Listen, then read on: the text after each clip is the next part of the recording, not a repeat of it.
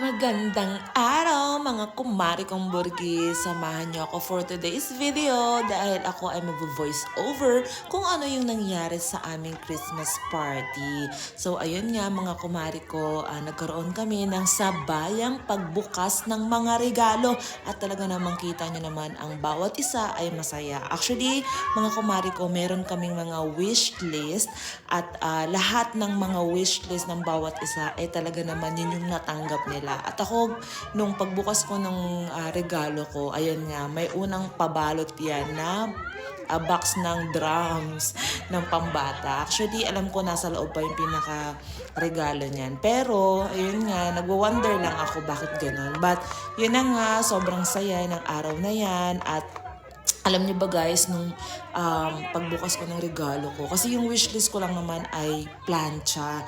Pero nung pagkabukas ko ng regalo ko, ay grabe talaga. Alam niyo ba kung ano yung natanggap ko? Bukod sa plancha, kundi yung bag na guess. So, yun yung binigay sa akin ni Kuya Denver. At sobrang saya ko talaga ng araw na yan. Kasi dalawang gift yung natanggap ko. At kitang-kita niyo naman, mga kumare kong burgis, masaya ang bawat isa. Dahil talaga namang nag-effort ang bawat isa. At sobrang merry ng Christmas! So, yun lang for the OM person na ito.